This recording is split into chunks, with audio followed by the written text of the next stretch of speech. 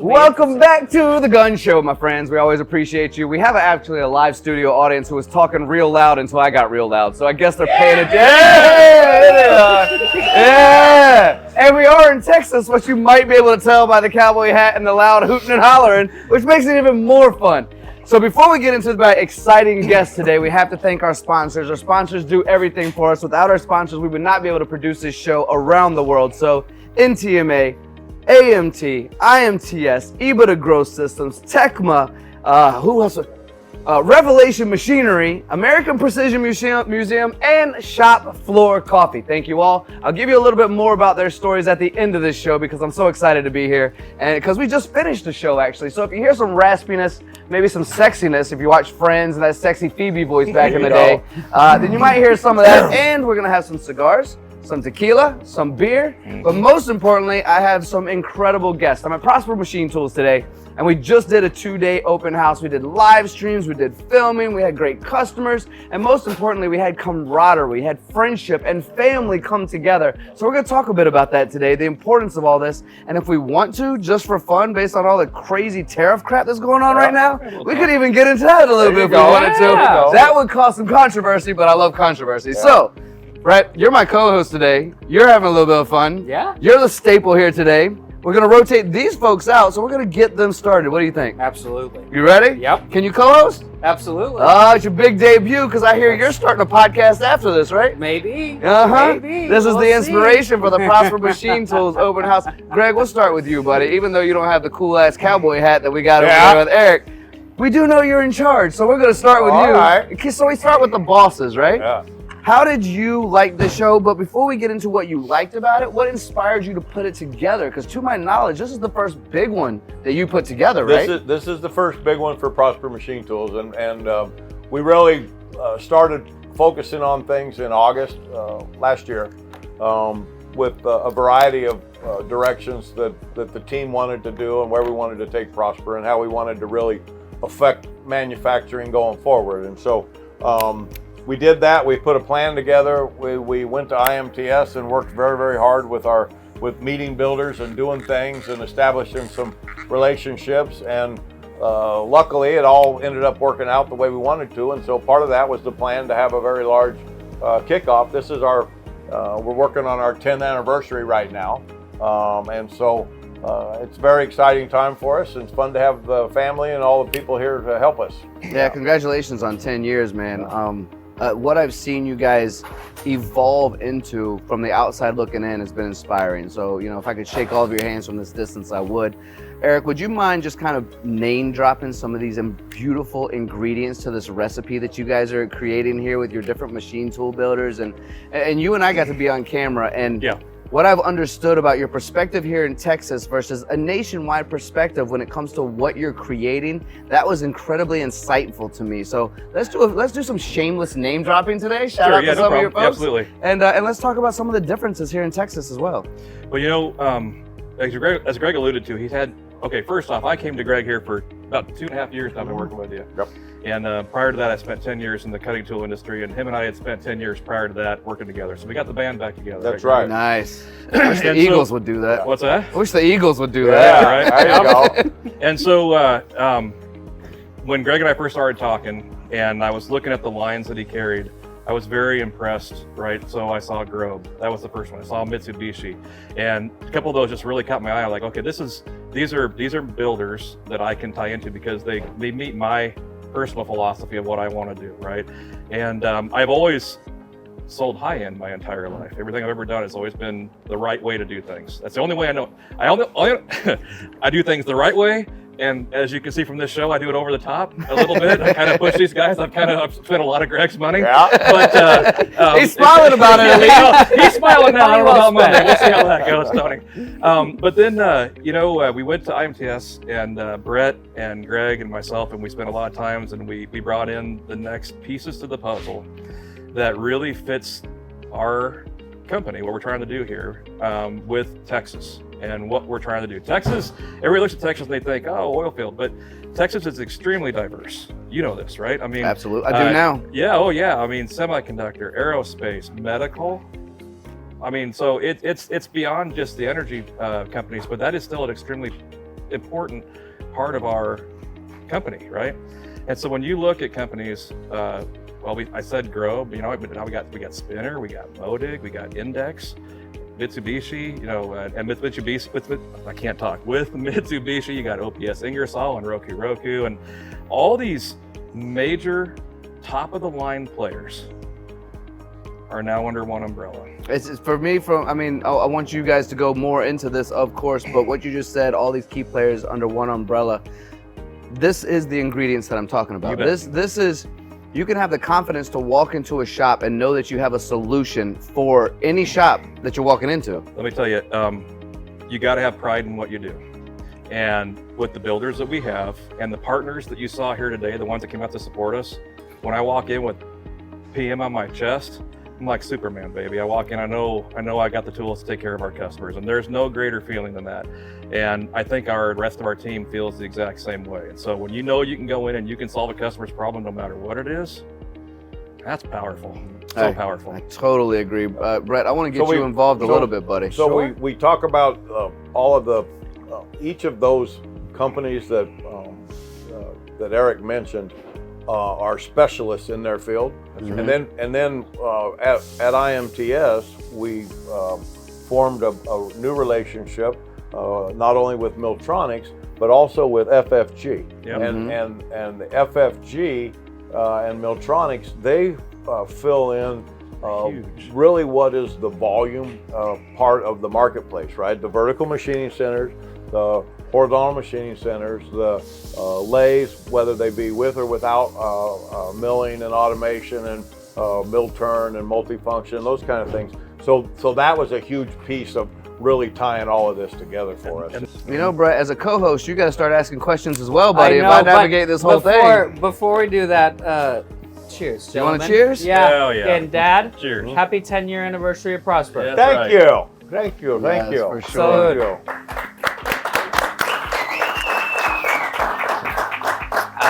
You got me drinking organic tequila today. I do. Huh? I'm not I mad do. at that.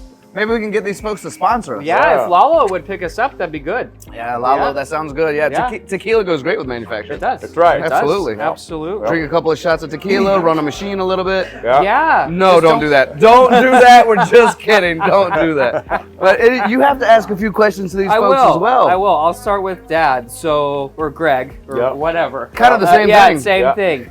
Did you ever think we'd make it this far? Ooh, good question. Well, I'm not sure that I envisioned that we'd make it this far and have the kind of quality people we're working with now. We've been blessed to surround ourselves not just within Prosper, right, with our service team and our sales team, with some really talented people that I had a history and relationship before, never knew I'd be working with them again. And our service team, they has kind of grown organically from guys that just knew we were going to run it and take care of them, or take care of their families and train them and invest in them, and then they brought in their friend and their friend, and we've grown into and then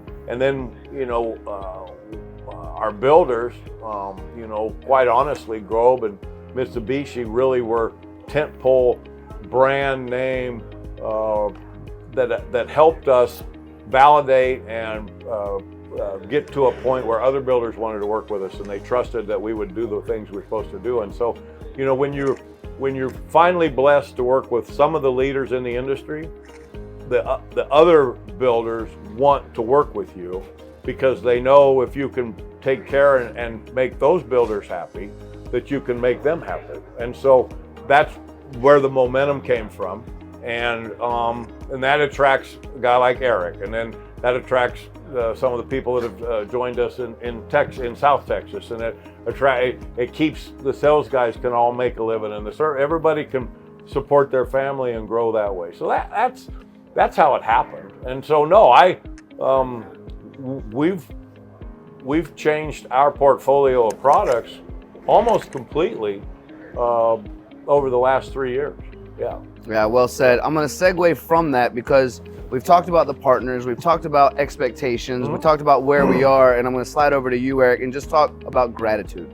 You know, we've seen the journey, we've seen the ups and downs, the roller coaster that comes into it, and we want to have that confidence that you described about walking into a shop and knowing that we can take care of people. But in all of this journey, we have to have gratitude along the way. Wow. We have to appreciate all of this that we're going through in order to create what we're building for the future as well. Yeah, that's right. You know, life happens. Well, yeah, we're not slapping that. No, I mean, life happens, and you have to realize that life happens in so many different areas for different people. You know, sometimes it's a machine has gone down. Maybe a customer has lost a contract. Maybe they've lost an employee. Who knows what that is? And every single one of us is going through something out there, and we don't know what that is. So when you think about gratitude and you go out there and you know that you've helped these people and you've solved a problem and you've gotten them through, maybe it's something minuscule, maybe it's something that's underlying so major you didn't even know about it. You didn't know. I have the great pleasure of knowing that I helped a company stay in business when they were on death's doorstep. And to know that I was given that blessing and to help that customer and their lifelong friends to this point, that's my gratitude. And so when I think about Prosper, and I think about the guys that I get to work with here, and I think about the builders that we work with, and the people that are on their teams, and what that all entails and how that all helps this industry, it's so powerful because I like to look at the trickle-down effect. And if I do my job and I help my customer take care of their people, and their people go out and they can take care of their families, and it goes on and on and on. And we don't know just how far. I mean, the truck drivers that ship our products, right? If I don't make it, they don't ship it. Yep. So you got to really realize the position that, I'm sorry, I'm religious though, that God put us in, right? And I told you before. Don't apologize for that. If that's you, you be it. We are created to create, and we are created to help our fellow man. And I firmly believe that if you do things right and you do clean living, it's all going to come back to you in time. And you can, like I said earlier, you puff your chest out, you can put your head up high, and you know you're doing a good job and you've helped God's people. Hey everybody, Mike Franz here with Shop Floor Coffee. For 20 years, we've been seeing the same issues going on with workforce development and the shortage in workers across the industry. We wanted a way to give back. Shop Floor Coffee is our way to do that. Proceeds from every bag or every type of coffee you buy from us go back to the community. We work with amazing programs and initiatives across the country where we're giving back. We want to help support the community, come together with us, join us in this effort to help support the community. Please, thank you very much. That's very well said. And I'm going to do, you mentioned trickle down, you mentioned you're helping a shop. That shop is going to, ship something and families are helped. So I'm going to call this the trickle up effect, but I don't think that's an actual thing. Trickle up. In reverse, we are supporting manufacturing locally, which continues to build something in your state, which continues to build something in your region, which continues to build something nationally. As we talk about that, let's talk about the state of manufacturing here in Texas and also nationally as well, because I'm a very optimistic person. If you've spoken with me ever, I'm probably gonna spin any negative situation and find some silver lining that's made the day better. That's just my style. But there is a lot of worry currently. And when this podcast drops, I imagine it's still gonna be there, but there's a lot of concern. So let's talk about that. Let's address that concern, because me personally, I see a lot of good happening right now. I see a lot of positive things happen right now. But if you turn on any news channel on any given day, there's fires to put out, there's people being murdered, there's children being kidnapped, and you better change your lifestyle because something's getting ready to happen, right? And so I would like to hear from each of us, if we're okay with that, and I'll give mine as well. But let's start with you, Brett, as well, because we'll go this way and then I'll swing back after you, and then that way everyone knows the order that they're in. But let's give our perspective on the current state of manufacturing, on the knowledge that we have, without trying to pretend to be something we're not, because none of us know everything, and to fake that would be untrue. Right. But let's talk about what we do know, and if you want to take a fearful perspective on it, do it, because people out there will resonate with that. Right. But if you're a positive person, say that one, because people will resonate with that. Whatever your truth is on the current state of manufacturing, we need to talk about it. We need to talk about it as a family, as a community, as a state, and as a nation, because there is a lot going on right now. And I want to circle back on one thing for Greg here real quickly with family, and something that maybe a more recent partnership that others may not have known about, and a family that has been around the Kinneys and our family for a very long time, and people that we also consider family, and has provided us, Dad, a lot of success and a lot of other people's successes. They're a more recent partner that we haven't discussed that you would like to announce to some people? Yeah, we recently added Modig machine tools to our family. I, in a previous life, had an opportunity to become the best of friends with Percy Modig. Spent a lot of my life back and forth in Sweden, helping aerospace manufacturing, and Modig machine tool is a real gem when it comes to solving customers' problems and performance in the machine tool industry. So we're really grateful to be back working with them. So, well, I'm going to play off of that and give you time to think about the state of manufacturing from your perspective. I love those guys. Yeah. I've been to Sweden. I've toured their factory. Their new inverted machine is incredible. The fact that they build things called Rigi mills and Flexi mills specifically for companies. When I walk into Spirit Aerosystems and I see what the #1 tier 1 aerospace company in the entire world is able to do with their machines that nobody else can do. Right. These successes, look, they focus on a result for a company and will build a machine to do that. And maybe not everyone needs a Modig, although they're becoming more of a house name, a house brand. They're getting there with certain machines, and I think that's their goal. But as history has shown, the only Scandinavian manufacturer and maker in the entire, like all of Scandinavia, they have focused themselves on being of service to do things that no one else can do, and that unique platform has allowed companies to make things that have never been made before. I love Modig. David Modig, I've seen your house. Thank you so much for showing me around Sweden.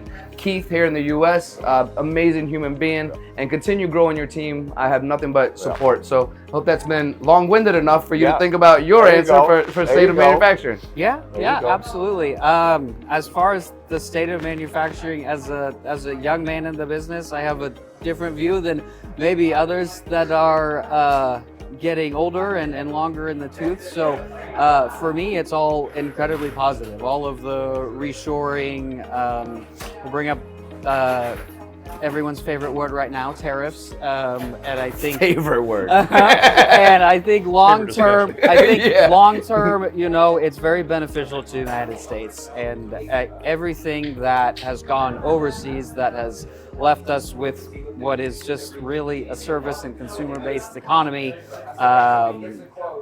is going to come back, and we can make it here in the United States. We're probably going to make a hell of a lot of it in Texas, and I'm very optimistic about the future and continuing our family legacy on and Prosper Machine Tools with Eric and Dad and the rest of our team and family and partners and people like yourself. Let's play off of this as a roundtable discussion. Interrupt me when you need to. I'll interrupt you same way, because I'm going to play off of this because it's important, I think, to understand. We have talked about reshoring for a long time, especially when COVID hit and we realized we can't get everything tomorrow like we thought we could, when boats shut down and shipyards shut down, all of these issues. So we were like, let's bring it home. This is a conversation we have right now. If we bring it all home right now, I'm not sure we have the infrastructure to support it all right now. We don't have the labor force. We've been talking about a skill shortage for the longest time. So we must, there's a domino effect happen of things that we want, desires we have, possibilities that could occur. But Greg, I would make the discussion that you're the youngest of us, but have the most wisdom. Absolutely. So you've probably seen a few things. And Brett being the oldest of us and being very optimistic of all of this. Eric, probably the wisest of us. Every time I speak to you, I learn something new. So let's take these perspectives of generational understanding, optimism from now, wisdom from being in so many machine shops and seeing successes. Are we doing the right thing? Are we going the right way? Can we support it? Do we rely on Canada and Mexico to be a part of this as well? What direction should we go? Can I start? You may. In the last 30 years, we've watched stuff erode, right? We've watched it go across the pond, and what has that done for us? Other than get cheaper products, not a whole lot. Okay, you're missing the point. That's typically true. It has forced us, whether we liked it or not, to become better at being more productive and making better parts quicker, better, faster. We have companies right now, because of technology and learning and doing what we're doing, who can compete with those that are across the pond right now, right? So if this manufacturing does come back the way we think we can, and now with some of the tariffs that are supposedly might be sticking to maybe one in particular country, well, now if all of a sudden those tariffs are there, now not only are we competitive, now we're making more money. And now maybe we can take care of our employees a little more and pay them a little more money because of what they've learned. And you said, are we going to be able to handle it? From what I witness, we're hungry. We're hungry to grow. All the people that I work with, they want to invest. They'll find the capital. I think at one point in time, it's going to come down to, can our builders keep up? That's a good thing, right? But I am optimistic in what's going to happen here. And Greg said it yesterday to this whole entire group. This whole entire situation is to benefit us in manufacturing. And we talked about the trickle down, and it's going to help everybody else for it. My brother's a truck driver. Like I said, if I don't make it, he doesn't ship it. I think we're in an advantageous position with what's happening right now, with what we've had to learn over the last 30 years, and how good we can be, and what's coming in new technology. I almost cussed. Sorry. You're allowed to. This is your show, brother. Well, shit, Tony. We're gonna There it is. I firmly believe we're on the cusp of something special. You know, I'm old enough to be witness of a lot of things, but I'm not old enough to have been here when the major boom happened, when like CNCs hit the market back in the 80s. I missed out on that. I am ready for that next revolution in manufacturing. There's a reason why I'm bringing my son into this. There's a reason why he's learning at one of my customers right now on machines that we sell conveniently. And I wouldn't have drug him into it if I didn't think there was a future. Yeah, it's well said. And I'm with you. Look, currently the day we're sitting right now recording this podcast, there are conversations going on, your favorite word apparently, with tariffs. And we're sitting in an indecision mode, right? A lot of folks, do we, don't we, what are we doing, you know? But if we, based on what you said about one country, if we sat where we are right now, I 100% agree with you. The concern I think that I've heard while traveling around is, will there be a destruction before the build? And if there is a destruction before the build, how long does that take? Yeah. And do we feel like, or are we just gonna grow from here? Where do we sit in that world between tearing something a little bit apart to make something even better? And is there a distance, or are we immediately gonna go to the stratosphere? We've been borrowing our children's and our grandchildren's future for about 20 years, right? And maybe 25.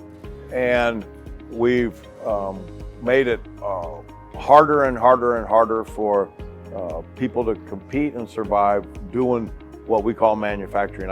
There's a customer in our sitting out here right now that we've done a tremendous amount of business with. He's a fantastic friend. He was one of the first customers when we started Prosper Machine Tools. He bought 10 machines and he really got us started, right? And he's built his company at least 5 times, and at least 3 of those times, the people that he trusted and he built it with moved the work after he had made all of his investments, moved his work overseas, right, over to China. And I've watched that friend, right, ride up and down with the wave of manufacturing. My father was in the machine tool industry. I watched his company go away. The technology got given away, right? When you look at the history of the United States and you go back to when we were at, when the world was at war and conflict, we shifted all of our production in the United States to protecting ourselves and protecting our families and protecting the rest of the world against evil, right?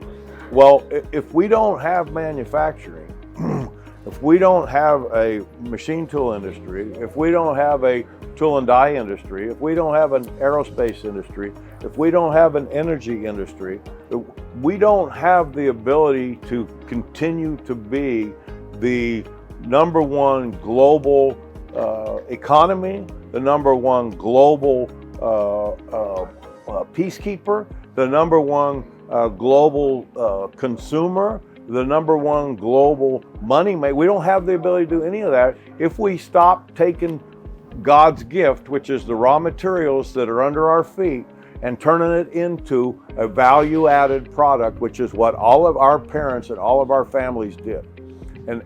And all of the service and support industries, whether banking or insurance or investment or any of those things, they all stem from the fact that money was made by manufacturing and the industrial revolutions that we've gone through, and the ingenuity and the work ethic of Americans, right? And Germany can say the same thing, right? There's other countries that Japan can say the same thing, but we have to all be able to add value to the product that's under our feet, or else we're going to fail. And so I'm going to play off of this because I think you're right. You got something, Brett? Tony, Yeah. it sounds to me like we have a first-hand account of exactly what we're talking about. We do. Sitting out here in the audience, if he wants to come on. I don't know if that person's willing to join us, but it'd be tell awesome. us. Todd, Maybe. you want to join? You want to join us? You want to come up and join, talk a little bit about manufacturing in the United what States, you see is going on. how hard it is to compete, and what you see going to happen. You're welcome to join us if you want, pal. Take my seat right here. Ladies and gentlemen, Chicago, Illinois, this is IMTS. The point of us being here today is because we're doing Faces of the Industry. Talking with MC and Bonnie, they want to see as much representation amongst everyone as we can. And what better to offer that than MTDCNC with a global channel and people all over the world. In fact, today we're representing Canada, Mexico, US, and Pakistan. 23 years in manufacturing, I actually go to IMTS this year with you, with everybody here at this table, and we get to go to all of these different booths. But it's just, the theme this year, every booth I go to, everyone's talking about partnership, everyone's talking about collaboration, not just working with us, but working with partners in industry. They're all finding ways that their products complement each other, how they can support the customer better, and that has had me so revved up all week. I mean, my voice is gonna die. I wanna go to bed, but at the same time, I cannot pull it back. I am just blown away by the experience. All right, so I welcome back. We've brought a very, very dear friend up. He's had a tremendous amount of experience dealing with the competitive environment, especially in oil and gas. This is Todd Benson. Todd built an extremely successful manufacturing company in West Texas named Regency Machine, and also has done a lot of ranching and farming. He's raised two beautiful daughters. They're just fantastic people, but he has firsthand, I believe, experienced what we're talking about and why the poison pill that we all have to deal with, why we all need to link arms and be together. And Todd, what's your feelings about where you're headed? What's going on with the politics, the reshoring, the thoughts process that way? Well, I mean, it's been a process. Of course, it's been building for a while. It was in decline for a long period of time. I don't want to get too deep in politics on one side or the other, but with the last administration we had, it got to be so blatantly obvious of the compromised politicians that were in place and the chokehold that China had built itself into And it just got to be where even customers that are U.S. companies with a U.S. product did not want to go overseas, but they were forced to go overseas because it takes one in a particular bunch. Like you take the industry of the perf gun industry, they're U.S. guys and they're oil field guys, and they want to be U.S. products, but you get one of them that goes and gets an overseas product for a cheap dollar, everybody's got to follow suit or they're not going to be competitive. And then all of a sudden, it's like dominoes. They all start falling. And, we get pushed out of one, we're going to the next. And then all of a sudden, we're getting pushed against a product or a price that it got so bad that they're producing a finished product for 10% cheaper and I can buy the raw material. Okay, and so we tried in vain to compete. As the prices kept coming down, because overseas pressure, we went to robotics and automation. And it got to where instead of running a bunch of people, we were downsizing some number of people with the automation, thinking we can get there. That still just wasn't enough. I mean, just the cost of operation and what they were doing. And what they were giving up was just so far apart. And so we come in and said, all right, now these U.S. producers, because they wanted to have it in the U.S., will agree to say, okay, we'll pay X% over a China or an overseas price. And it's not just China. No, there's a bunch. No, you got India, you got Pakistan, just on and on and on. Most of the Asian Pacific, Vietnam, Thailand, Indonesia. And so you get all this lined out. Well, they're willing to pay X% more, but even at X% more, I'm looking at it and I'm looking at the product and what we got to provide quality and time and packaging and handling and raw product. And then it gets so bad that you got to throw out any profit for what you pay out. So you pay out hundreds of thousands of dollars in raw product. Now you can't even charge a profit on it because there's no room. And so now you're going to just the machining side of it. Well, now you get so bad that if everything's good, we're going to make a profit. Well, there's no wiggle room. So you lose anything, you lose a part, you lose an insert. Now it's going in direct to your smaller profit margin, and then it gets to a point you're like, I'm swapping dollars. And so we go in and we all know, all manufacturers, that prior to COVID, you call a steel mill or what have you, you say, okay, if I call 30 to 45 days in advance, I need a truckload of this, I need a truckload of that. Okay, you're in good shape. Coming out of COVID, way different. It was almost like people were auctioning their meal time, their meal slots. And they'd call me every month. Hey, Todd, you got 3 meal slots. You want to keep them? You want to move them? And I was like, man, I need to keep them. Well, then we finally got into a point, which was in February of 23, and I called my customer and said, hey, I got to stay ahead of the steel mill. And you got to stay ahead of them. You're 6 months, you're cutting it close. It's more like 8, 9 months. And it got worse there for a while. It got to where you couldn't get a slot. If you didn't already have a slot, you could almost auction off your meal slots. I mean, it got pathetic. And not to the detriment of talking bad about the steel mills. It's just a time and coming out of 0 to 100. This they only became have a so common much thing. capacity. They could only feed so many people, and so everybody kind of come back on board about the same time. Well, so I called them up, said, all right, I got to stay ahead of the steel mill, so we need to get orders lined out so that I can keep these products coming through. And the guy said, well, it's the kind of funny thing you called. I said, why is that? He said, we just received 50 sea containers full of the product that you make that come from overseas. He says, I think we're going to be good. Oh boy. And what you just described to me, Todd, and thank you so much for being here. You've instantly made this show even better. So thank you for saying yes to joining us.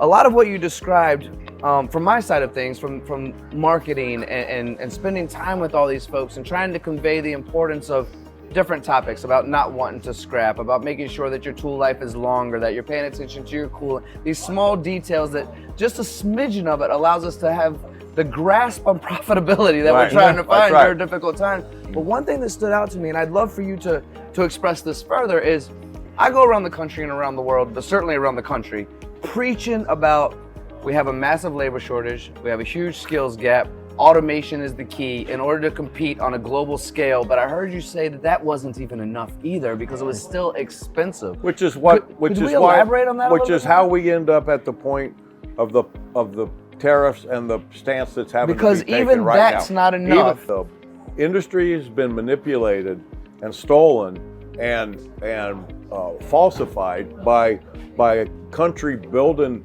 an economy that's a false economy. There's cities that are empty. There's industries that have been built up just to keep people employed, right? There's nothing going on in some of those places.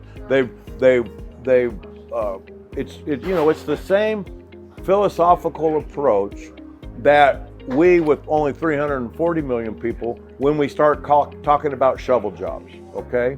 When we start talking about, the way we're going to do this is we're going to just build infrastructure, or we're going to do the big green deal, or we're going to do that. That doesn't create anything, right? It just borrows money and falsifies the economy.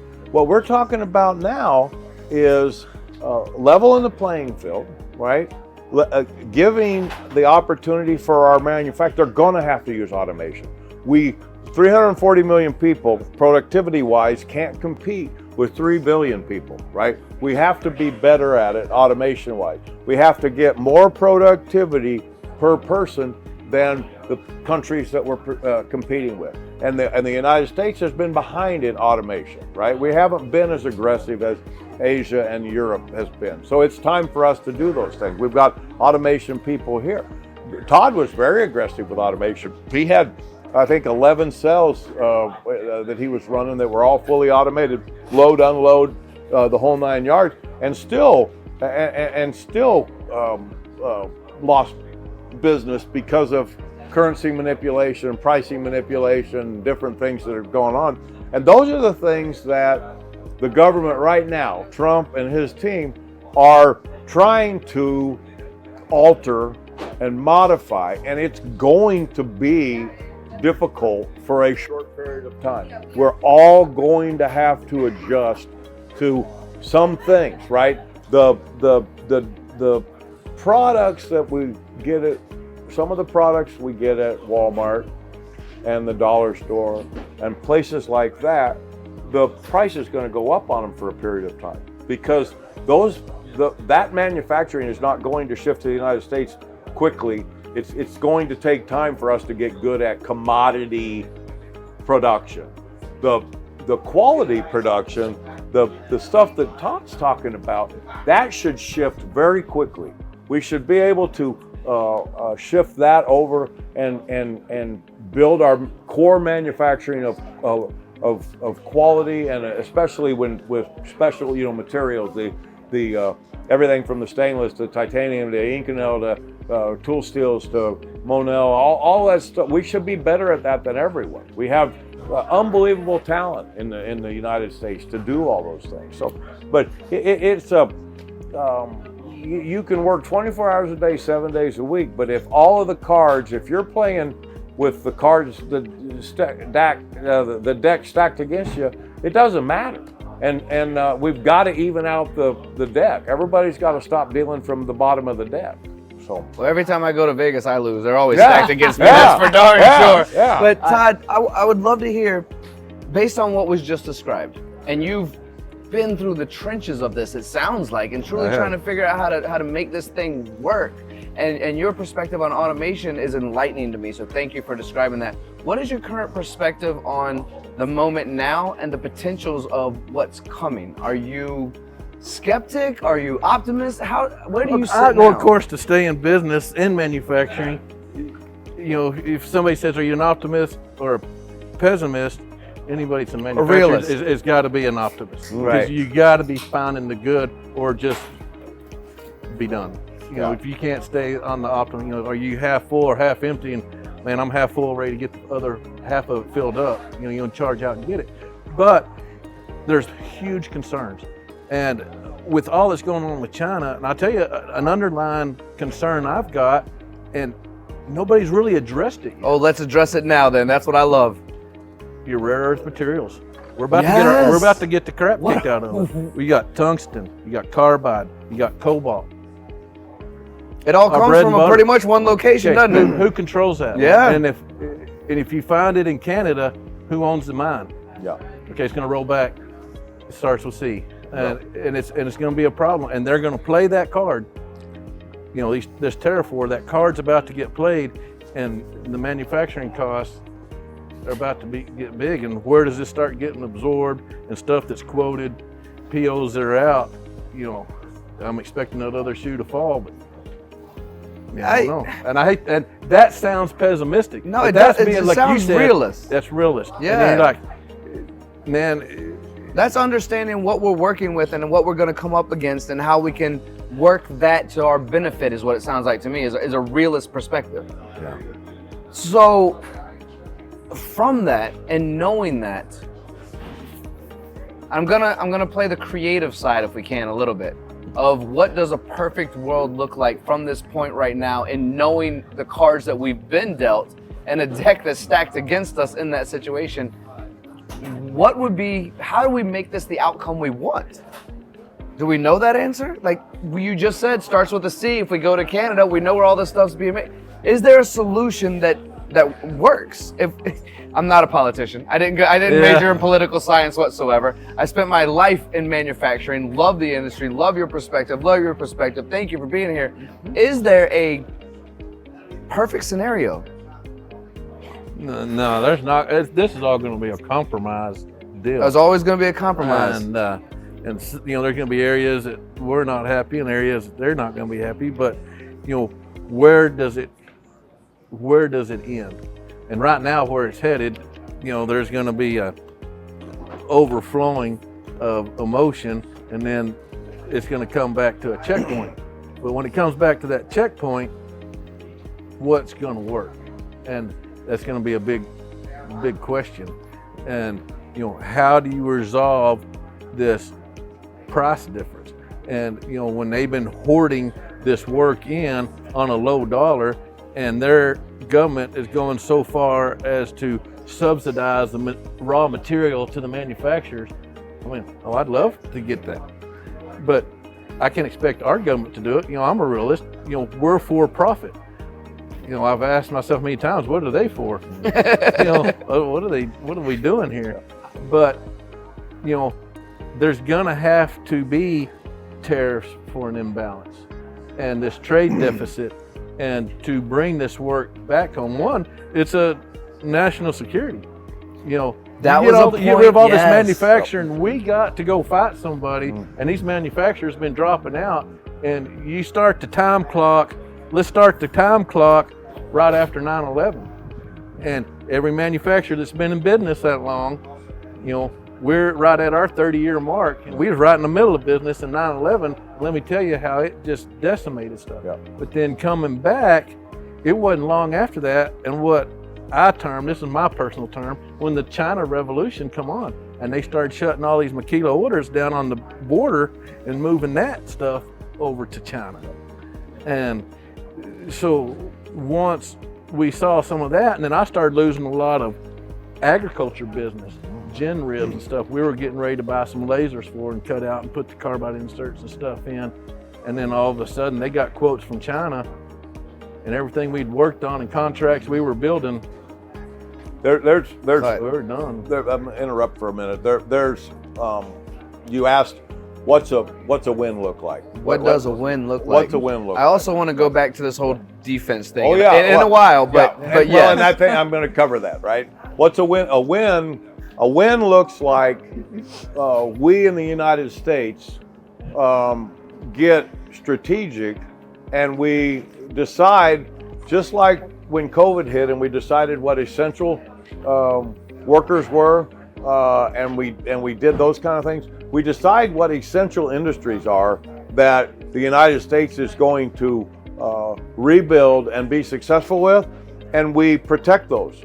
And those are the ones that we level the playing field with, and we don't worry about pencils. okay? And we don't worry about toilet paper, and we don't necessarily penalize. I'm worried about toilet we paper. I don't know. Well, you can Wait a minute. Wait, what are we gonna do without toilet paper, Dad? Hey, get a bidet. Have you been to Asia? Apparently, Get a bidet. they had them in Yeah. Taiwan. I've got a question for both of you, and it's from both of your perspectives. As machine tool distributors, right? We sell automation, right? And we preach automation. I know you do on your podcast and your various people and stuff like that.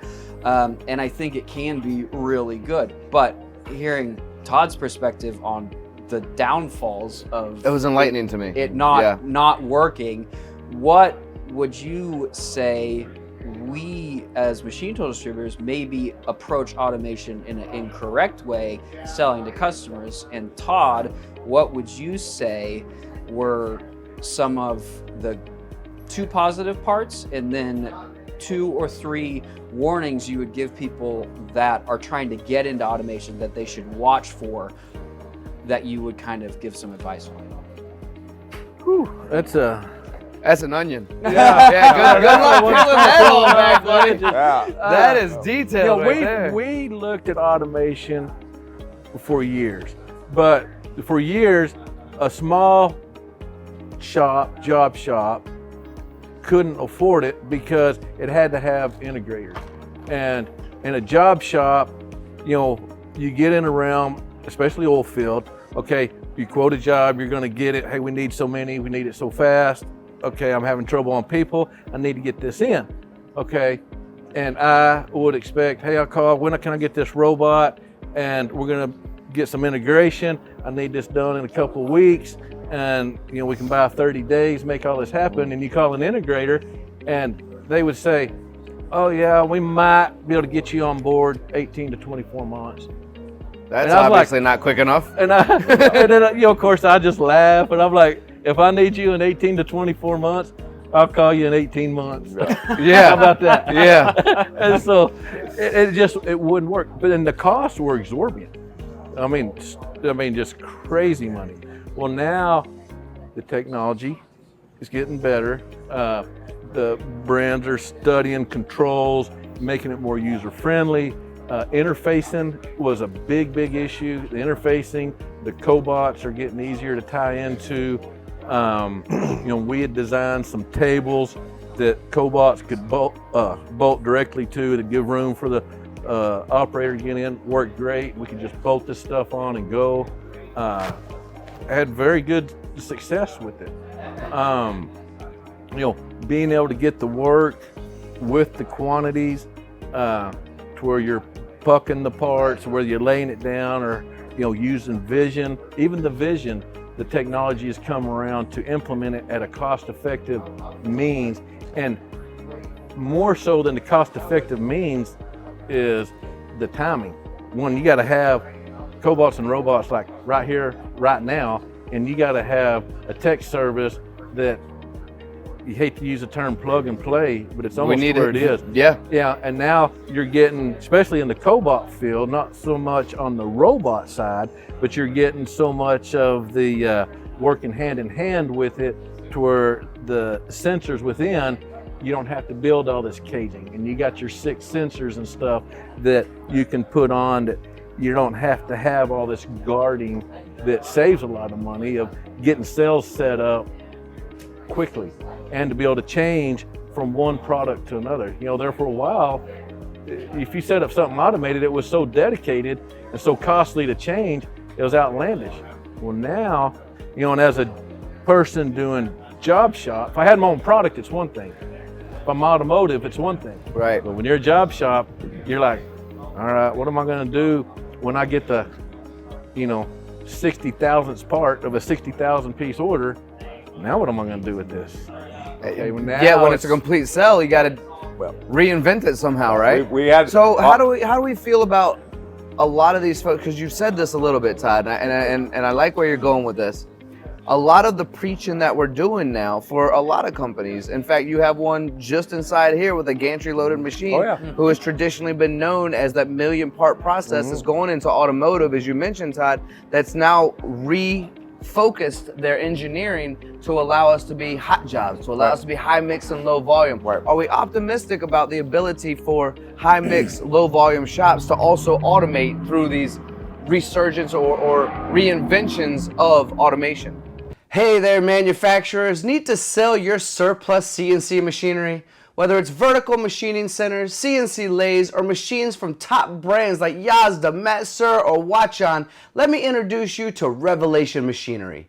If you've never worked with a used machinery dealer before, here's what you're missing. Selling equipment on your own can mean long waits, low offers, and lots of time chasing leads. Revelation Machinery changes the game, bringing nationwide exposure to your machines. Their team is located across the USA, so wherever you are, you've got a local expert on your side. Revelation doesn't just list your equipment, they use targeted marketing methods to get your machines in front of serious buyers.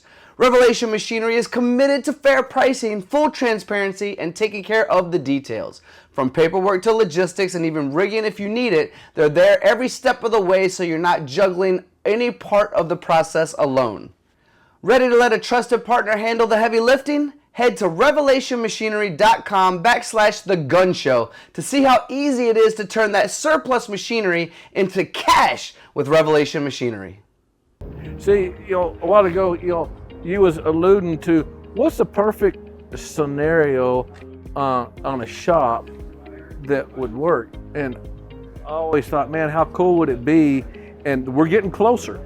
I mean, there's some of them that does semi work that you got your loading arm right there close to your machine. You go set up, and then you can train and show the arm of what you're wanting to do all in your setup, whether you do it through CAD CAM, some of it hand at the machine programming. Well, then all of a sudden you got a 50-piece part. Well, you get it set up, get it dialed in, check your first piece. It starts making parts, you go on to the next one. You start doing it, by the time you're finished with it, this one's ready to start another part, and you come over, that's your second man, your third man, your fourth man. And now all of a sudden, two or three of you are keeping up with a whole bunch of parts, especially if you got families of parts that are repeating. Holy crap. So, what is a perfect scenario? Well, being able to do a lot of stuff without having to do with a whole lot of people. Now, there's a counterintuitive part to this, is the U.S. is needing to create jobs, but it's still the steel mills locally, the distribution, the sales, the colleges. There's so much in the universities right now in their engineering departments that are covering automation and robotics, and even your junior colleges are covering that. So you get a lot of students that come out can really be identifying with what's happening in that realm. So we are seeing an increase in that. But now to get into where we can start utilizing them versus, I'm glad you learned that.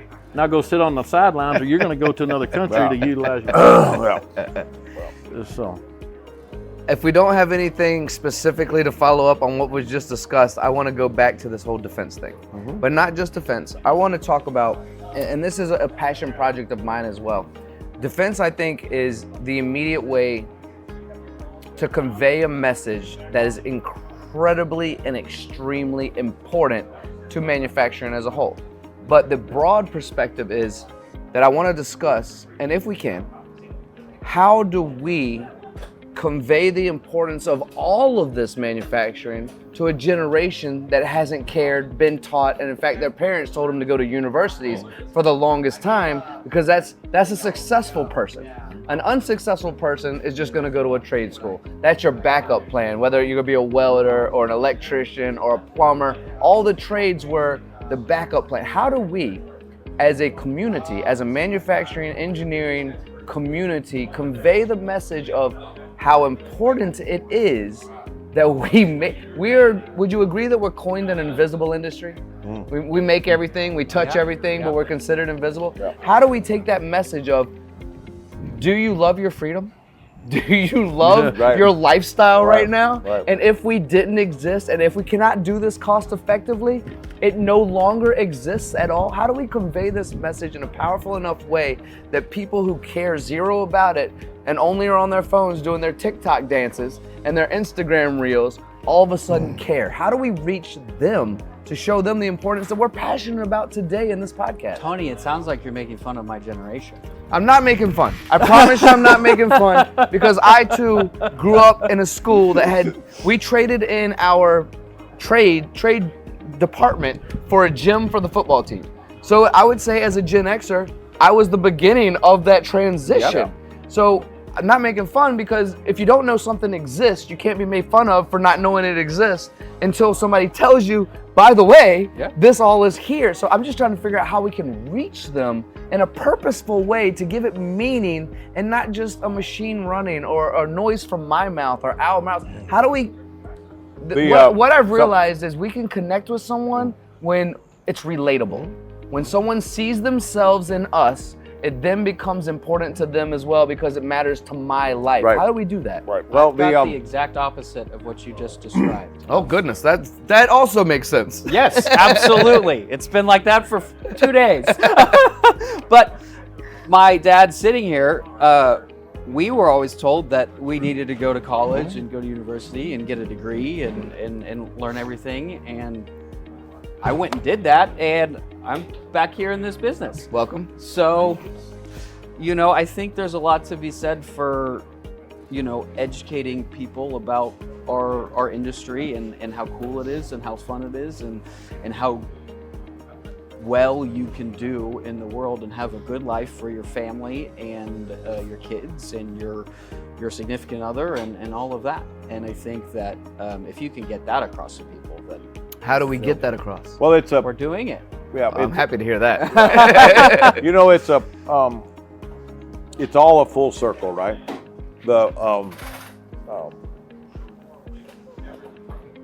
Everybody looks at the decisions that are being made in politics right now, like getting rid of the Department of Education, right? Moving the responsibility to educate our children and the next generations closer to the parents and closer to the people that can see the effect of what the education is on the community that they're in, on the what those people can be experts at, and the guidance of the family for the son or the daughter, as far as what the opportunities are, whether they be in Kansas or Louisiana or Texas or New Mexico. Opportunities are different in each of those states. There's some agricultural states, and there's energy states, and it's different. And so, it's dramatic when you come in and you only have 4 years to make change, right? And you have to change the education system, and you have to change the competitive landscape when manufacturing, and you have to do all these. So everybody is in upheaval because of these things. But the only way you're going to re-emphasize manufacturing is to bring education locally, so that the people that are educating actually aren't working on this global, national model that's supposed to be good for everybody, right? The same for everybody, whether you live in California or you live in Idaho. It's different.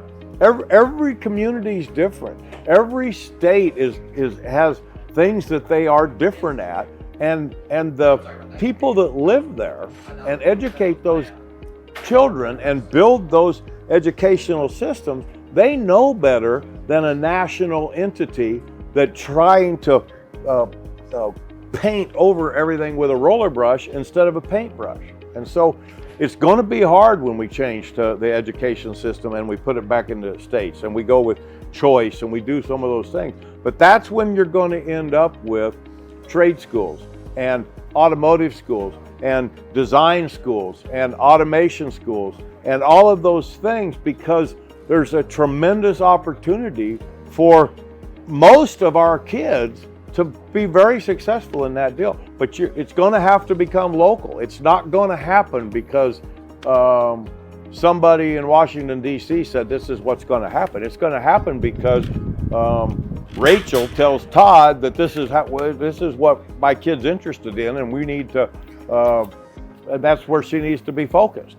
Does that make sense? It does make sense. And Todd, I'm going to ask you in just a minute how you attract talent. So think about that, because that's a curiosity of mine as a machine shop owner. I would say, Brett, that you are unique. I think there's some folks that their dad is in the business, their mom is in the business. They get to see things that are not a lot of other folks. How do we compete with the idea right now that I can get rich by being an influencer on any of these social media sites? I don't have to work with my hands. Obviously, there's the discussion of being a remote worker and working from anywhere in the country or anywhere in the world and not needing to go in for my 9-to-5 job. How do we compete with all of these? They're almost like, you know, I went into a job in the beginning and I was like, what are my benefits gonna be? Right. They're like, here's your 401k, here's your health, here's your dental. But benefits these days are almost like, I can be free now. I can work from anywhere. I don't want to go into a job day to day. How do we compete with the idea that the interweb, which is where everyone's on, is telling most kids, you see that mentor of yours? He was a fanboy of someone else, and now he's famous for being a fanboy, and it was that easy. How do we? Look, there's some tinkerers out there. Don't get me wrong. Our farm guys, the ones working on motorbikes and dirt bikes and all these things, they want to work with their hands. But there's a large majority of this country who really believes that I'm the next influencer on any said thing, and I don't need to go in a job every day. How do we convey the message to those types of folks? Whew, you know, that's an everyday battle. And what you just brought up, every machine shop owner, any manufacturer, any sheet metal shop is asking themselves the same thing. And of course, we're coming out of a crisis time of the last administration when they let the floodgates open to all the Asia influence and the work which we just previously discussed going out. So then you get several years of shop owners and their sons and daughters going, hey, Dad, hey, Mom, can I come to work and learn this trade? And there's probably a while, and I was probably guilty myself. No, I suggest you get into real estate. I suggest you do anything but this, because there's not any money left. You know, in the early 90s, we made a lot of money, you know, and we come back after COVID and we found some pockets to make some money, but then that China revolution got a hold, and it got that anything was good was taken from us.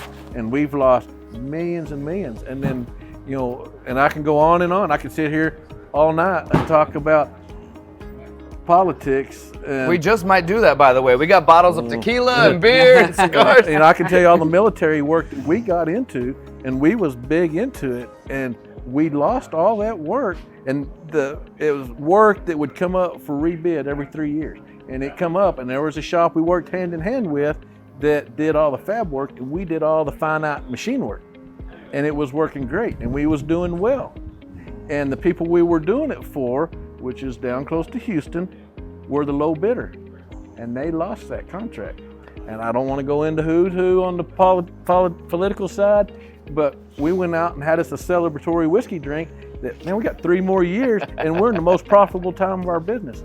And it comes out on the news the next day that they lost that contract, and it went up north. And it's like, wait, they're gonna have to retool to make this same tactical vehicles that we're using in Iraq and Afghanistan right now, to the tune, not millions, but billions, to retool of our tax dollars to make the same product. Wow. That business up north that got the contract, which was nowhere close to being the low bidder, were union. The ones down here in Texas were not union. And there was a president at that said time that comes in and says, I just created 10,000 jobs. He did not. He transferred 10,000 jobs to the cost of us taxpayers of billions of dollars. And that thrust me into the energy sector. And we've been there ever since.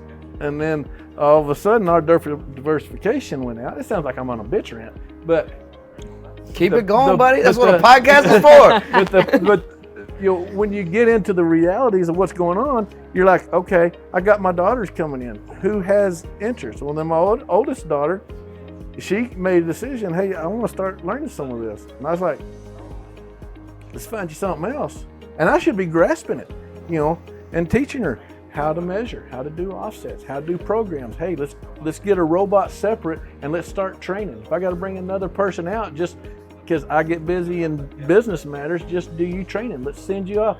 And I was like, this stuff's going to China faster than I can bring it in. And I get a shop, we probably had 70 to 80 machines, big CNCs. We had twin spindle, twin turret, live tool with robots, had 10 of them. No debt. No doubt. We should have been easy peasy. Been in business for 20 some years when all this took place. We should be able to load that shop and run. There wasn't no work to be found. Anything with anybody. If I wanted to do one-offs, I could load up. But you can't get enough people. If I don't touch it, if my lead guys don't touch it, and we can only do so much on one-off type products. So then I started going, I got a whole shop full of people that can keep track of quantity on manufactured goods, but our country give it away. So now we're at a point that we ended up backing up and we auctioned off all the stuff. There was no work to be found. Now I laid everybody off. And so we're going to start over. And now my daughter come back in and asked again. I was like, all right.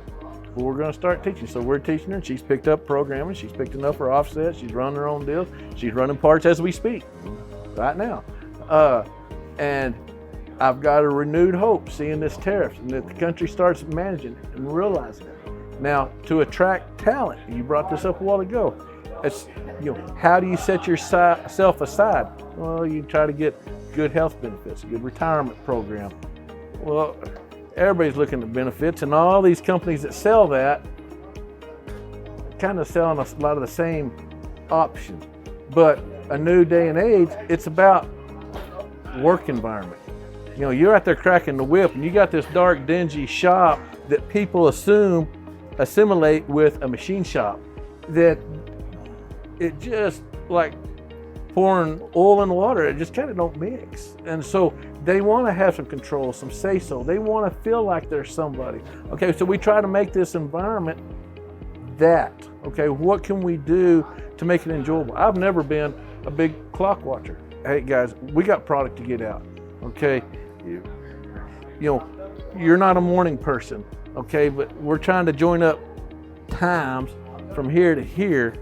Let's communicate and figure out what's best for you and your family. Sometimes the guy has to go get the kids. Sometimes the wife has to. Sometimes it's a convoluted schedule. We work around stuff like that. I don't get excited about it. Somebody's 5-10 minutes late, I'm not too worried about it, but don't take advantage of me. Now, but the heavy-handedness comes from me when I say, if I got to come to you and discuss this because you're taking advantage, we're near the end. Sure. I'm not going to say, well, this is your last chance. Well, this is your last chance. It'll be, this ain't working. Mm-hmm. If you're taking advantage of me, then I just don't need it. Yeah. But it's hard to get people that know how to work in motivation without having a thumb on them, because they've spent so many years with that depressing thumb on them. And I won't work somebody like that. Either you do or you don't. And that's worked out really well. People get in and all of a sudden they're respected for what they can do, and I'll keep that thumb off of them. Hey, you're somebody who can manipulate numbers, and you pick up this programming and you get your Cartesian coordinate system down, and it's somebody that come off that was spraying insulation on a building, but mathematically they're freaking whiz. All of a sudden you get them in the middle of it and they go straight to the top. And they've never known it, but you got to give them that realm. So always let people do what they can do. But it's easy to say, it's harder to follow up on, because people are people. And I've taken trips. I've gone all over Mexico and a lot of their shops. I've been all over Italy and talking to those guys about their shops and people and interacting with employees. And we start talking about our problems. Like we're having a discussion here. And oh my gosh, it didn't matter what country I went into. Similar situation, wasn't it? Our people are people. Now, you know, everybody wants the money, but nobody wants to work for it. But then they get hungry enough, then all of a sudden, hey, what's an environment that's enjoyable? You know, we don't have this high pressure. You don't have somebody that's trying to get a program in and, you know, for example, I won't let somebody work with somebody standing over them. And I've had customers come in my shop on a hot job and try to stand behind me. And I just turn around and look at them like we're looking. Yeah. They're like, Todd, what are we doing? Nothing. I'm happy to hear you say this, and we're gonna have to wrap this thing up so everyone can have a closing statement on this thing. But I'm happy to hear you say that because I run around the country, and I try to emphasize to the best of my ability what I see as far as some folks having a harder time attracting talent and some folks having less of a difficult time attracting talent. And a lot of that goes in, and the reason I asked you that question is because you have the shop, right?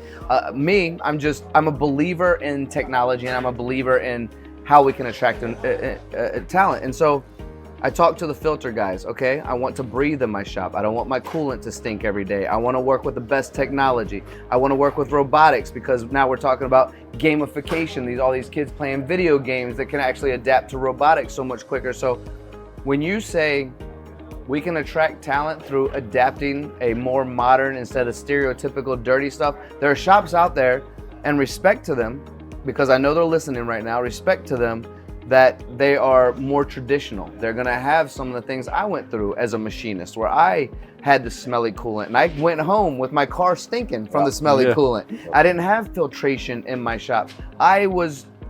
Every day we had a saying that says, we're gonna turn chicken shit into chicken salad every single day. But when you can walk into a facility and you see almost a lighted situation where everything smells good, it's clean, you're working on something that matters, your tangible results at the end of the day know that I'm making a difference to the industry. This is how we attract talent, right? This is how the people, if you have two shops, one across from the other, and one is more traditional and one is more modernized, I guarantee you I know what shop they're gonna apply for first. Guaranteed. So thank you so much for that perspective. All right, let's do some closing statements. You can pick whatever you want. You can talk about the show, the event we just did, drop your website if you want to, talk about the political situation, your optimism, talk about your 10 years and what it's meant to, whatever you want to describe. Let's start with you, Brett. Move in this direction, allow Todd to go last because he was just speaking, and I appreciate that so much, but he was just speaking. So let's move this general direction. Closing statements for our audience as we wrap this up. I would honor you to say, I know what I know, but I'm missing a lot. Every single day, I look in the mirror and I look at every single one of you, and I know that I have so much to learn from you. And I, too, want to have the courage to admit I have a lot to learn from each and every one of you and everyone in every experience of this life. Every human being on this planet is both a teacher and a student. And if we can see the world in such a way and adapt and absorb as much information as we can and apply that to our shops, we can make manufacturing in this country not just great, but fun and desirable. That's my speech. That's all I got. All right, Brett, we're back. Eric decided he didn't need a chair. He said, I'm here, this is real, let's do this, right? I want to personally thank you, Todd, for joining us. I know it was unexpected and last minute, but before we get to the end of this, thank you so much for joining us. Brett, table's yours, man. Well, I first of all want to thank you for being here for the open house for the last 2 days and say how much fun we've had and enjoyed doing videos with everybody and how much everyone's enjoyed you and the open house. I think it was a great success, and we're very excited for the future of Prosper and the team that we have together. Our wonderful customers like Todd that keep us going in business, and can't thank everybody enough for being part of the team and part of the family, and That's it. Yeah, it's wonderful. Eric, I'm not sure how long you can stand. Are you an umpire by chance in baseball? No, but I wrestled. So Yeah, you're doing all right. So I'm Okay, good just on that. my knees would go bad right about now, so good for you. That left the building a long time ago. Okay. No, you know, let's talk. You talked about family, and I heard you talk about it a lot. And you know,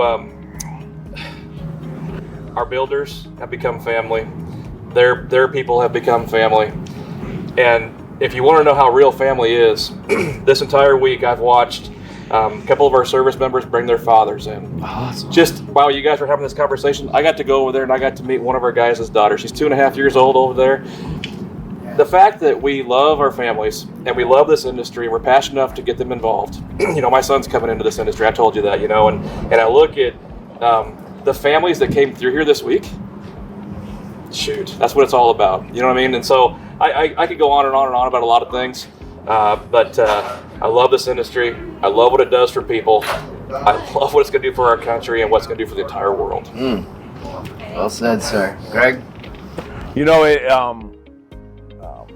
it's our 10th year as Prosper Machine Tools, and I had an opportunity when I was young to help another family build a extremely successful company, and with that experience, I got the opportunity with somebody else's money at risk to sit at the round table and learn from all of the leaders of the industry, all the people that were building the industry at that time.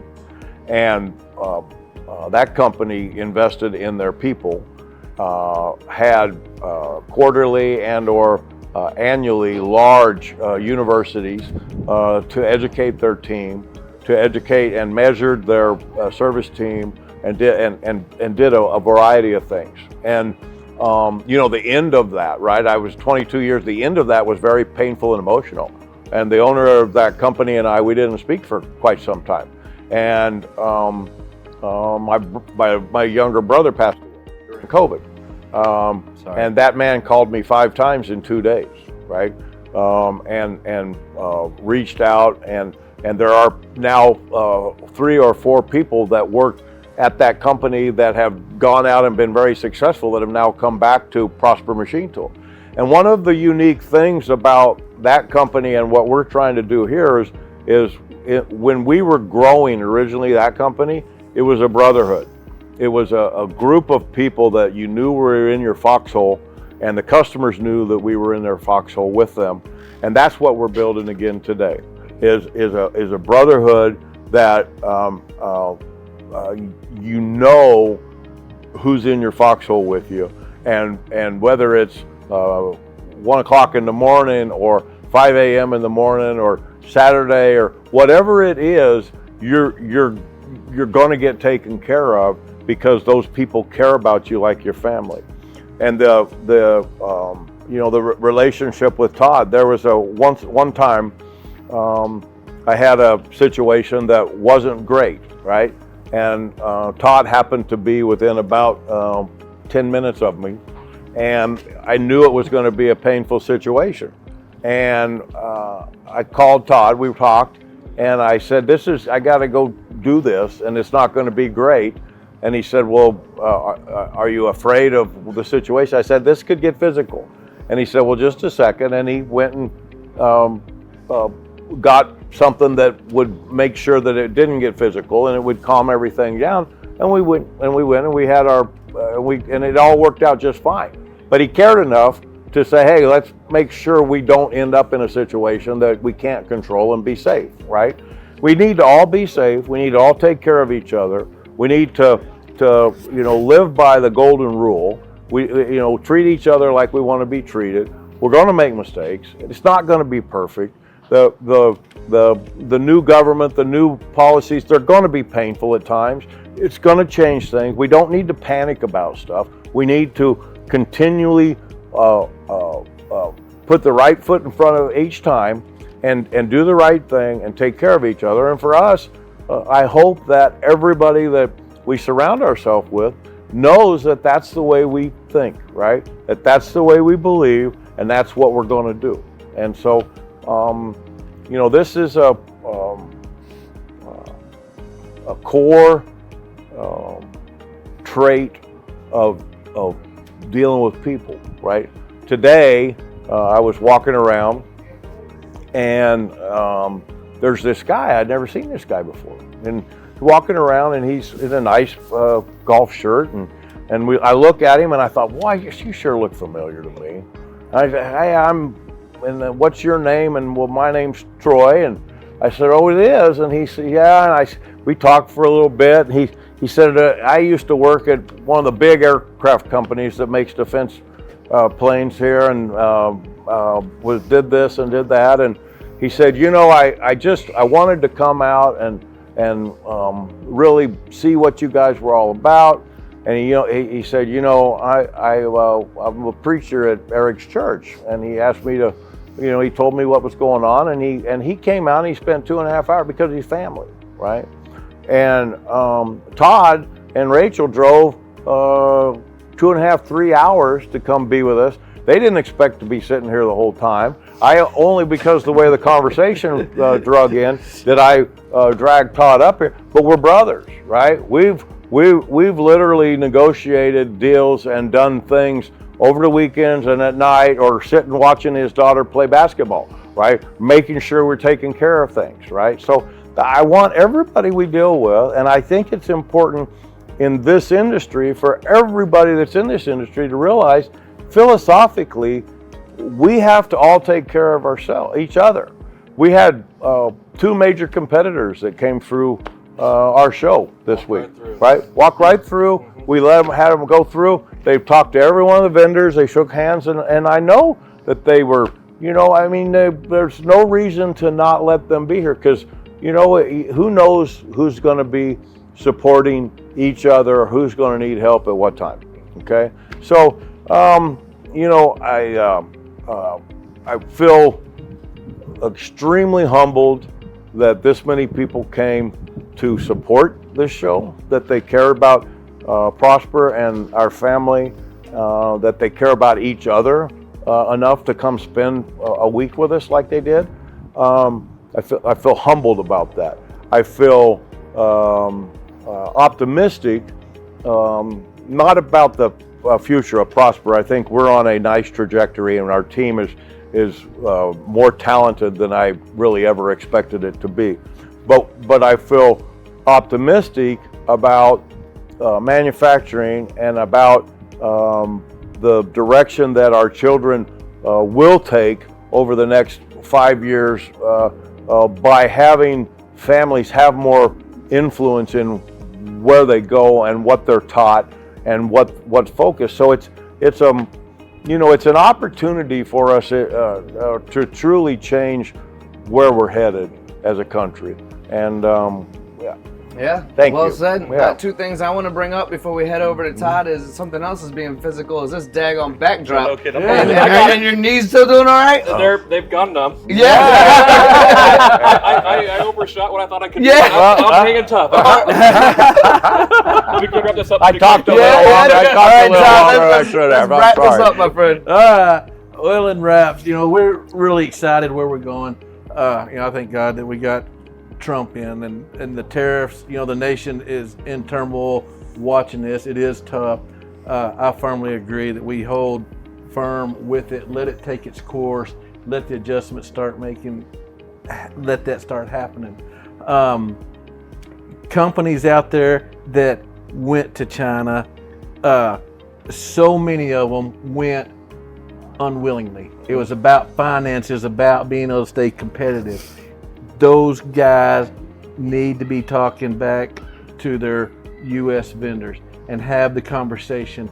People like myself, I have no intent, knowing the situation at hand, I have no intent to try to take advantage of these guys. I still want to get them the best dollar we can, and this automation is key.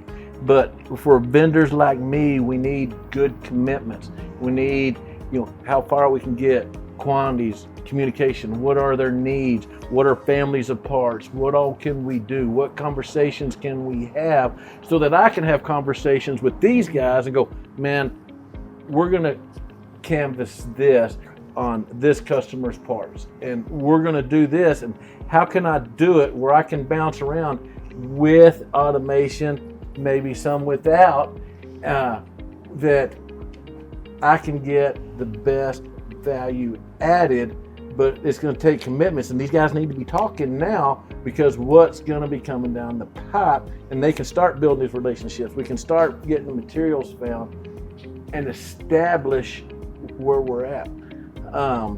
And they'll know which vendors can do what, but with the commitments, especially with like myself, it's almost putting a poke in for myself, and I'm not trying to do that. We're in a situation, and I will put a poke in for like Revelation Machinery, and you had mentioned them a while ago. Part of our sponsors, man. We love those folks. We backed off our machine shop, and we had a lot of stuff to sell, and they done us a fine job. And I want to put in a poke for them real quick, because they come in, they stated what they do, and they did what they stated, and you would think I'm a salesman for them, but you know how it is. The people you do business with should be your best salesman, in all honesty. That's why we have a good relationship. Yep. When you get somebody with good values and good standards that you go by in business, you hold up close to them, because sometimes they can be far and few in between. Yep. And they were very good with us. Yep. And so, and beyond the scope of that, we are excited going forward. I've actually got my daughter in. We're starting, she's learning and doing very well with it. And we're trying to figure out our directions and what work we're going to be landing, but we're being patient, because I want to get quality customers that are going to be with us through this hall of change. And I love to be called into meetings going, man, we've got this problem, we've been shipping this out, now we're trying to figure out how to get it done, and we got this time of timing, what can we be doing? And that's my specialty. I can put the right tooling with the right machine, with the right people, with the right layout, and I work with people like this that are quality people in a timely fashion to get those answers, and then I can give them criteria of times and prices, and then say, okay, let's get to this point, and then let's see where we can find some areas of improvement and work on that stuff, that they get portions of it and we get portions. Everybody profits a little more. So we're looking forward to this stuff happening, and I think we're on the cusp of it. I don't know what the lag is of tariffs to stuff changing, people getting back in. It's going to be a process. It didn't, there's orders, there's materials, there's stuff stacked up. I imagine these guys' heads are just exploding. I feel for them. Some of them I don't feel for, because they went out solely for the dollar, and they were the first ones to undercut everybody. Yep. I don't have compassion for some of them. But some of these guys, I know they fought it tooth and nail and finally had to, or go out. Yeah, they were going to lose their business. Go there. Yeah. And those are and I know a lot of them, and those are the ones I would like to be talking to. Let us help you, and we can also help them on their inside of getting their local talent of what they're doing in-house better. It's just, we're on the cusp. We're 29 years and something. We're about to sneak up on 30 years. I've been through a lot of deals. We've done a lot of big projects. We've done military. We've done fire protection. We've done oil field. We've done Caterpillar. We machined 300, done beam assemblies for 320-ton dump trucks for a while. We've done so many stuff from small to big that we can really help. And if they'll involve us, we'll help them with their part, and then where's best for us to step in. And it's not just us. All these shops across that are struggling and coming out, they're going to be called on, but they need to be humble and not just going, I'm going to take advantage of you because you run me in the dirt with all this foreign stuff. They may not have been able to help it. Let's make good business and good choices. And I think it's going to be an exciting time. I really do. I'm looking forward to it. Well said. All right, let's get out of here so Eric can get some ice on his knees. That's right. Because they've already gone nuts. Right. Brett, thank you so much. Thank you, Eric, Tony. Appreciate you. Greg. Thank you, sir. Todd, Enjoyed it, man. You guys are amazing. This is the Gunn Show. I hope you've spent valuable time with us today, learned a little bit. Again, just real quick before Eric goes completely falling over. Thank you so much to our sponsors and Revelation Machinery. Thank you for doing that shout out as well. Really a great group. EBITDA Growth Systems. If you're looking to double your profit within 3 years, give those guys a shout. NTMA, connecting communities, connecting companies, bringing it all together. IMTS, we know that show. We want to participate in that show. AM of IMTS, obviously. We got Tecma over here as well. If you're working with Mexico, this is a great group to work with. Precision Museum, American Precision Museum. If you want to see what it was like 100+ years ago, go check those folks out. And Black Shop Coffee. That's not what it is. Shop Floor Coffee, but it is black coffee as well, because that's what I drink when I'm drinking coffee. Shop Floor Coffee. If you're drinking regular coffee at your facility, these guys give back to education. So every percentage of the coffee that you're buying from them goes back to the education of manufacturing. So if you're drinking your Target, Walmart, whatever coffee you're buying, invest in Shop Floor Coffee instead. That's my spiel. Thank you guys so much. Really appreciate you. And thank you all for watching. We'll see you again soon. Thank you. Thank you.